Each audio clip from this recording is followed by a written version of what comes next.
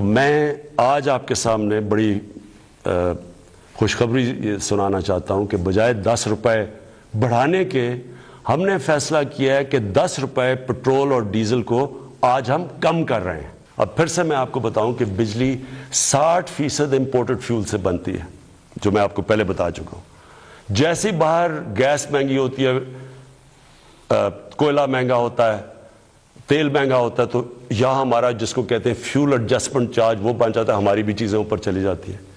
ہم نے یہ بھی فیصلہ کیا کہ ہم اپنے لوگوں کو اب اس سے بچائیں گے۔ اگر ڈیمز بنا لیتے پہلے تو پاکستان کو تو بڑی سستی بجلی ملتی تھی، کیونکہ پانی سے جو بجلی بنانی ہے وہ ہمارے لیے، ہمیں تو کوئی فرق ہی نہیں پڑتا کہ باہر مہنگائی ہو یا نہ ہو، لیکن کوئی ڈیمز نہیں بنائی۔ 50 سالوں میں پاکستان میں کوئی ڈیمز نہیں بنی۔ ہم 10 ڈیمز بنا رہے ہیں اب پاکستان میں، اور انشاءاللہ اگلے 5 سے 10 سالوں کے اندر یہ ساری ڈیمز آ جائیں گی، اور اس سے انشاءاللہ ہمیں اگر باہر قیمتیں بھی بڑھیں گی تو انشاءاللہ ہم بچ جائیں گے اس سے۔ تو میں بجلی کا اب ہم نے فیصلہ کیا ہے کہ 5 روپے یونٹ ہم بجلی کم کر رہے ہیں۔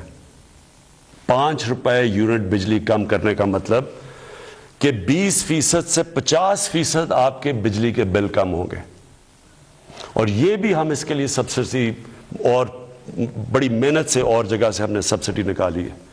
اور میں یہ کیونکہ سب سے بڑا مسئلہ لوگوں کو ہوتا ہے بجلی اور پٹرول اور ڈیزل، اس کی وجہ سے ساری چیزیں مہنگی ہو جاتی ہیں۔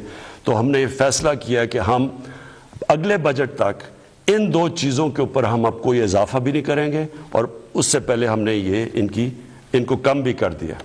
5 روپے یونٹ بجلی اور 10 روپے بلکہ 20 روپے پورا بنتا ہے پٹرول اور ڈیزل کا۔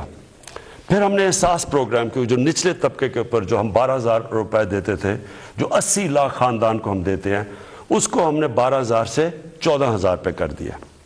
پھر ہم نے ایک اور کام کیا نوجوانوں کے لیے، جو گریجویٹس ہیں، جس نے بی اے کی ہوئی ہے، جس کے پاس نوکری نہیں ہے، ہم نے فیصلہ کیا کہ ہم ان کو انٹرنشپ دلوائیں گے۔ 30,000 روپے جو بھی گریجویٹ ہوگا اس کو کہیں انٹرنشپ دلوائیں گے، تاکہ ان کو کم از کم کوئی پیسہ ملے۔ سبسکرائب کریں اور بیل دبائیں تاکہ کوئی خبر رہ نہ جائے۔